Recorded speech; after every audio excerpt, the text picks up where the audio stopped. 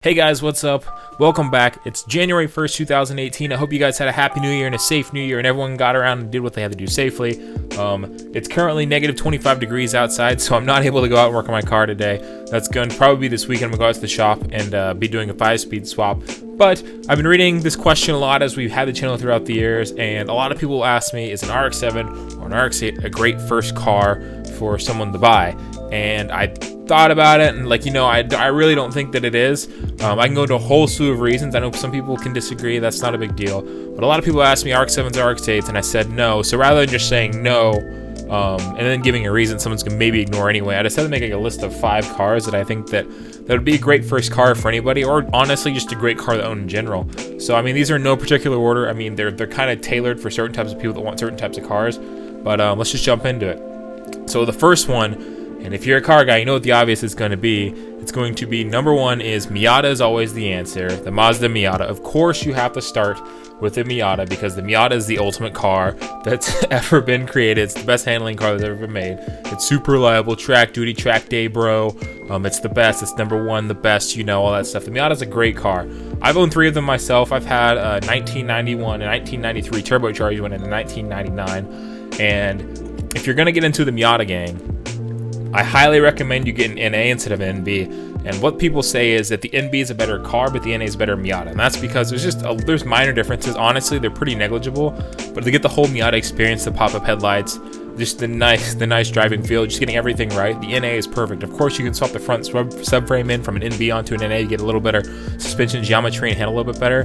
But honestly, after you drive an NA, I think you'll fall in love with the ecosystem. So as a car that's a good car for any beginner to have to learn just to drive and enjoy and have fun and do whatever they like, basically go on the track or do autocross and have some handling fun, the Miata is your answer. Honestly, when I got my first Miata, I was, I think, 21, 22. I had a 2004 Subaru STI at the time, and I bought this Miata for $125 from a friend of mine. And basically, I hated my Subaru after I drove my Miata for the first time. I said, why do I have this $20,000 STI when I can own this Miata for this much money and love it? Not the fact that it was just cheap, but because it was an amazing car to drive. And I daily drove that car for 2 years and then sold it and bought a Volvo 740 Turbo station wagon, and that car was also awesome. But the Miata is an awesome car. And there's nothing I can say wrong, but basically if you're looking for a fun driver that's super reliable and the parts are super cheap, that's not a Honda, a Mazda is the way to go. The Miata is an amazing car, and honestly, it's a gateway drug on the RX-7s. That's how I got in the RX-7s.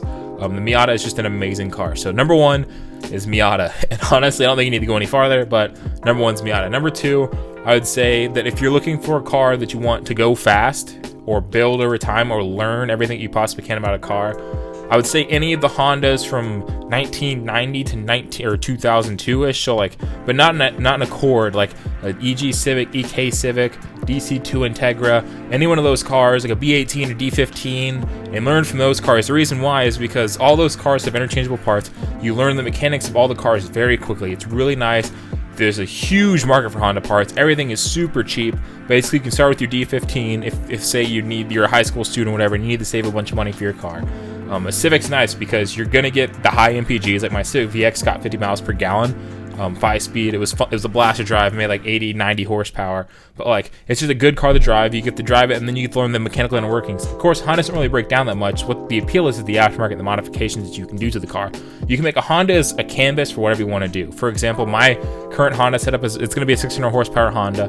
Basically, I'm going to be taking it out to the dyno here in about 3 to 4 weeks, and we're gonna go through it, and I'll show you guys more and more about that car as we go. But it's really cool because you can build a track Honda, you can build a street driving Honda, you can drive drag racing Honda, you can build whatever you want. It's super cheap. Whereas the Miata, has some limitations with some of the build stuff. Yes, the Miata, the BP18, the BP16 were indeed turbocharged engines basically without the turbo. They do have weaker rods. Like if you were to swap 323, I'm getting back to Miata. If you swap 323 GTX rods into it, you can have stronger rods, or you can just build the entire bottom end from the ground up and have a built Miata motor. But the Miata motor does not flow anywhere near any of the Honda motors, not even by a landslide. So if you want a 400 plus horsepower build, skip the Miata, get a Civic, because it's going to be super fast and it's a great car to learn on. Parts are cheap. If you mess up, there's no big deal. You can buy another block from off Facebook for $400 to $500 and just drop it in within a day and have it running again.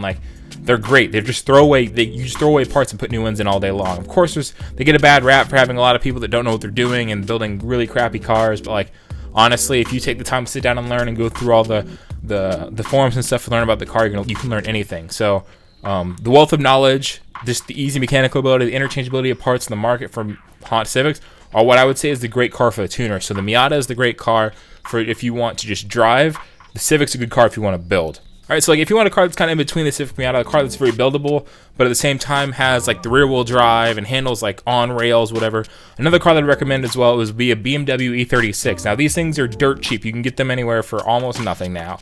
They're a very slept-on car, and the thing is, if you were to get lucky enough to score like an M3, you're gonna have one of the best handling cars, a very nice, snappy horsepower from an all-motor inline six.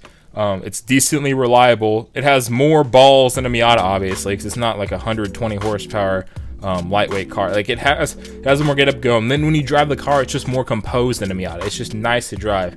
And if you want to have all the amenities like power steering, AC, and then have like luxury seating, like the E36 is for you. If you can afford an M3, that's the ultimate goal that I would do if I was trying to get that E36. However, like the other models aren't a big deal at all. So you kind of go with one of those. And you're not necessarily gonna get the tunability of a Honda, and you're not gonna get the lightweight throw around ability of the Miata, but it sits pretty much squarely in the middle, and they're super affordable. And that's kind of my budget builder in between like middle choice. And I don't have a lot to say about E36s, but I think they're a car that slept on. It's one kind of look at. The fourth one, and this one is going to be, if you are not afraid to work on your car, learn to work on your car.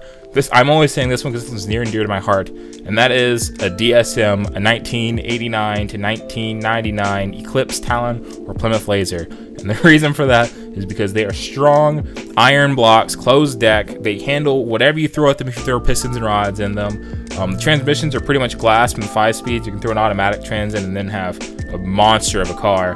But the reason I love DSM so much is just because they make you become a mechanic. They make you learn how to build your car. Yes, they have the rap of being unreliable, but they're only unreliable as the owner. It's just like a Rotary, how people say Rotary is unreliable. Ultimately, it's how you come down to the owner. Yes, they're going to be way more high maintenance than Miata or a Civic or anything like that. You're going to want to pay attention and learn the ins and outs of the car. However, with the DSM, much like the Honda, you can make a lot of power for cheap, like really cheap. Same thing with the Miata, you throw rods and pistons in it and just like a Miata, just like a Honda, you just put rods and pistons and send it, and the car will get down 100%. Try to get yourself a GSX model. GSTs aren't that bad, but you want the GSX all-wheel drive.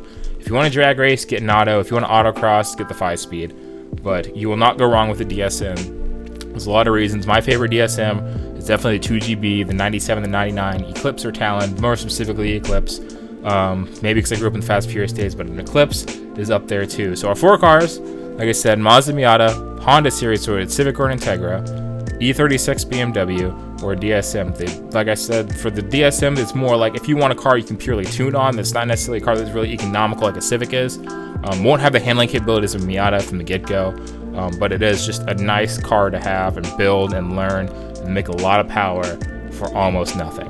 So the 5th car, and honestly I kind of had 4 cars, but a lot of people ask RX-7s, RX-8s, and I feel like since we are a Rotary-based channel, I should put in one Rotary car for you so you can kind of get an understanding. If you are going to own a Rotary car for your first car, now I'm going to give you a bunch of caveats. The car is high maintenance, you will need to take care of it. I do not recommend a Rotary car for a first car. However, if you are going to get a Rotary car, you need, but I would highly recommend that you get an NA Rotary. And if you can, get a first-gen RX-7, not a second-gen, not a third-gen, a first-gen. If you're going to want to get a second-gen, get an NA second-gen, not a turbo first-gen to start. The only reason I'm saying that is because a Rotary is a fickle beast when it comes to boosted applications. The ins and outs can be more catastrophic if you have an error, and as Rotaries become more and more rare, it's not as easy to find parts to replace stuff. And whereas like a Civic, you can just toss on the motor into it if it blows up. Same thing with a Miata. Same thing with the DSM, you can get motors for cheap. When a Rotary blows up, it's not cheap to fix and rebuild. If you have to send it to a shop. If you break the car, you're going to spend the cost probably of the car to get it rebuilt. So if you're going to do a Rotary car, you want to do an NA one, specifically probably a first gen, because a 12A is significantly more reliable than a 13B. There are several reasons behind that, but basically you need to know that the 12A is much more reliable, it's more economical, It still has plenty of pep for a little car. You can put any motor into it, any rotary engine, and as you learn. It's like they're a very expandable platform. But if you're going to start first gen, if at the worst second gen, I do not recommend an RX-8. It's just my personal preference. There's a lot of reasons why I don't recommend the RX-8. If you want a nice car, like I said in the RX-8 video, an RX-8's a decent car, but like just know that if that car were to explode, it is going to be very expensive. That's why I don't recommend RX-7s for beginning drivers, because this video is catered more towards people that don't necessarily have a big budget to go spend on big cars and do crazy stuff for it quite yet. I'm telling you guys cars that are good to grow with. So the Miata is a good car to grow with if you want to build a nice tight handling car. You can also turbocharge it, put an LS in it, put in a motor in it if you really want to. But that's a long-term goal. Civic is the same way, because you can do a lot faster. Civic is a car you can just plug in different motors and put turbo kits on and buy aftermarket parts and make it faster as you go, slowly but surely. Civic's a very expandable model. The E36 is also that way, especially if you have an M3. Those motors are pretty stout from the factory. You can throw a turbo on them, you can go back through them, rebuild them, throw rods and pistons in them, do the same thing as the Civic, and have a fast car that's rear-wheel drive. Then you get to the DSMs. DSMs are the same way as Civics. You can put whatever you want in them and make them go fast for cheap. The Rotary is not that way because of the cost. Yes, you can do it for cheap. Yes, it is possible. But for a new driver / someone that's not necessarily mechanically inclined quite yet or hasn't learned the ins and outs of a car yet, the Rotary is not a good car to start. It's a good car. It's good to start on those other four, but like if you want to start, you can. But like I would just recommend learning the other cars, showing the ins and outs of the basic mechanics, and then go from there. Because the Rotary is a cool car to have, but it's not necessarily a car that I would want to rely on to get me to school, or get to work every single day, or drive across the country every single day. Yes, plenty of people do. It's very possible to do it. But if, like I said, if you don't know what you're dealing with to start, it's maybe not the best idea to start that way. So that's what I got. My first 5 cars I would recommend for anybody if they want to buy a car. Slash, those are 5 cars that are just great to own as a matter of fact. So I mean, I've owned, like I said, I've owned 3 Miatas, I've owned 3 DSMs, I've owned 1 E36 BMW, I've owned several Civics, a lot of Civics actually. Hold on, I've owned probably 5 or 6 Civics. I haven't owned an Integra, and I've owned 5, 6 RX-7s. So I've owned a lot of all of these cars. The reason I recommend these cars is because these are all cars I've gone with. I've owned something like 35 to 40 cars in my lifetime. So like I've gone through a bunch, I've driven a whole bunch. But these are specifically, the whole point of what this video was to talk about was cars that are reliable, decently reliable, expandable, and affordable for a new driver. So if you like them, leave in the comments. If you agree, leave in the comments. If you disagree, be sure to leave in the comments as well. I'd love to hear what you guys recommend, because this isn't the end-all list. There's plenty more cars that are amazing. If you have another suggestion, leave it in the comments down below. I'd love to hear it. I'd love to see it. If you guys have any questions about Rotary cars, leave it down below. If you like what you heard, you want to learn more about cars, be sure that subscribe button. We're going to have more videos tailored more towards normal car people coming soon.